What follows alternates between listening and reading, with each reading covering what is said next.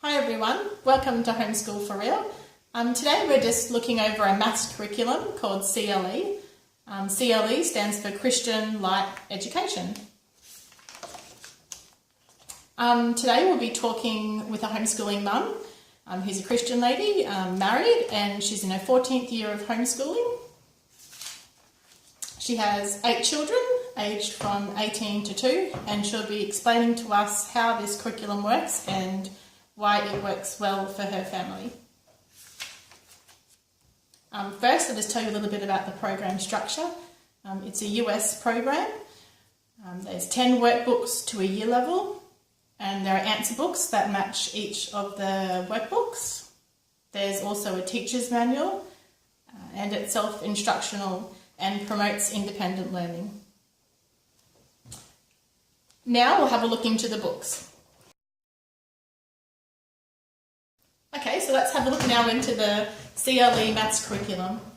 Okay, so this is basically the program. As you mentioned, there are 10 workbooks to a year level. So you can see here, I'm missing the first few because my kids have already done them. But that's about a year's worth of work. And it goes from 100, so 101, and it finishes at 810. So they're pretty much corresponding with year levels. So this is about year 4 level, according to the C.L.E. curriculum guide.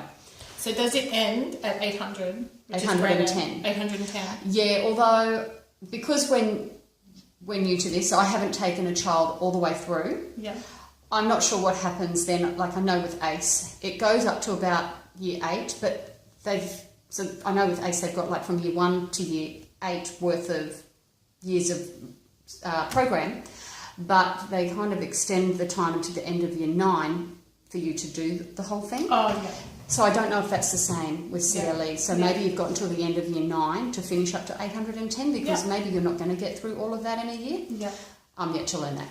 So yeah. So these are the answer keys that you can get with them. So you'll notice this is 401 to 405 and the answers are just in there, fairly easy to find.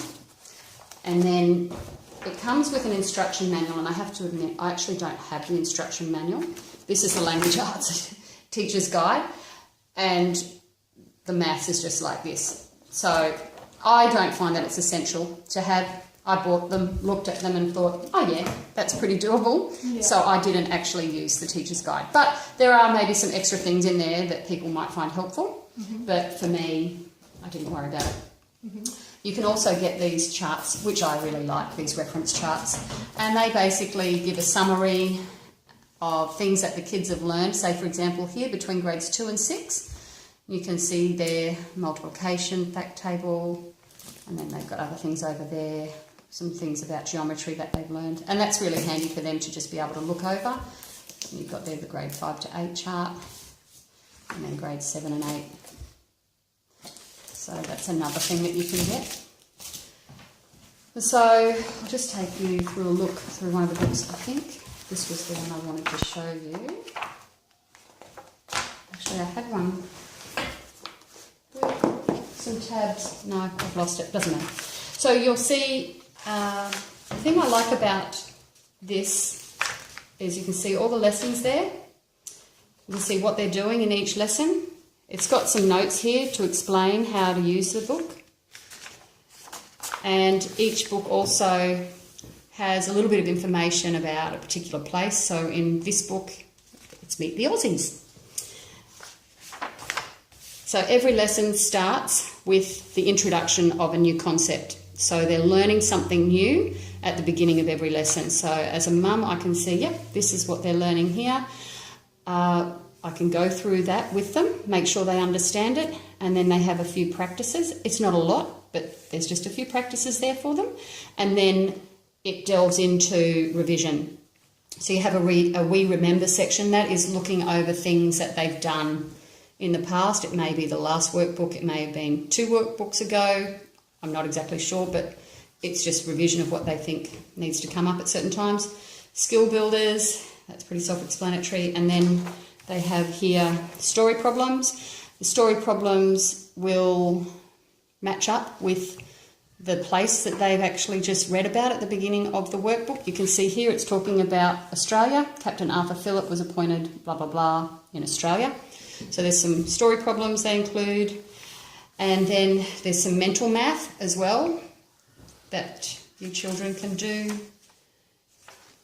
They haven't got the fact focus on this. I'll show you. They also have a fact focus. I'm just trying to find it. As a part of the review, and that fact focus will just look at some facts that they've just kind of learned in the last lesson or two. And do you think I can find it? Yep. Anyway, the fact focus is there. So that's basically how each lesson proceeds. You've got the new bit, you've got the revision, and then you'll notice at the top it says Speed Drill 3, page 62. So they have speed drills in the back of the book, which I will show you. So each speed drill corresponds with a particular lesson. So this is the speed drill for lesson 1, speed drill for lesson 2, and so on. They also have in the back of the book 2 quizzes. So there's a quiz to be done, usually at around lesson 5, and then a quiz to be done at the end of the book. And then they also have a test in the middle of the book. Oh, have I taken it? No, I haven't. So that is a test that they can rip out. So you take that test out before they do the book. And I won't rip it out. Take the test out before they do the book. Once they've completed the book, done their quizzes, then they can do this test. And that basically is covering everything they've done in this workbook. Now, I guess it depends on, whether you're with a DE school or whether you're doing it by self or whatever. But they, in the instruction guide, they suggest 80% is what they should get before they go on to the next workbook. Mm-hmm. So they have to show a certain level of competency before they can go on, which makes sense because if you can't get that, then you're just going to stumble even more as you go on. Mm-hmm. So that's basically... So one lesson is for 1 day's worth of maths? Yes, that's what they say. That's what they recommend at the beginning of the book. No, was it in the instruction guide? I can't remember where I saw it. But they say 1 lesson in this book should be covered in 1 day. Yeah. And so you've got about 17 lessons plus the test. So you're looking at 3 or more weeks. Mm-hmm. And that's if you're doing 1 lesson every day and covering 1 lesson every day. So 3 or more weeks to do 1 workbook. So apart from the teacher's manual, which you can you buy extra resources to supplement this through C.L.E? Not that I know of, not through C.L.E. Oh, sorry, yes, they do have flashcards, and they may have other things, but I haven't really delved into what they have. I was just happy and satisfied with this. I have got some extra resources myself that I use. So, for example, I used some Math You See at the beginning, which we will be doing a review on, but it's an instructional DVD, and they have manipulatives, and I found that was a good starting point for children, and then we delved into this. So there are other things that that you can use, but at the moment I have found this is pretty much all that they need. So I've been using it for maybe 3 years now, 3 or 4, no, actually a bit more, maybe 4 years. And so far, so good. Yeah. The metric, that was the other thing I was going to say, because it is a US book, but they do cover the metric system as well as the imperial system, so, pounds and ounces and metres, centimetres, etc. And with the money, it is American, but there's not a lot, I haven't seen a lot of it in here yet. So, they'll do pennies and, is it pennies? Dimes, quarters. But they're still teaching children how to line up, and add up money with the decimal point and whatnot. So, so it does kind of still do that. Oh, that's great, thank you. So what grade again was this book that we're looking at? So this would be like a grade 4. A grade look, 4. I can just show you briefly how I've used it as well. So, there's the one that I had with the tabs, but I don't think I need to show you. I think I had the fact focus highlighted to show you. There's the fact focus that I was looking at. So that's a part in some lessons of a review that just goes back over things they've just learned. Practicing those facts. So you can see here, this is one of my children's books. So as a mum, what I do I know then when I look at this, my child has to do the beginning of every lesson. So that's a no-brainer. They do the beginning of every lesson.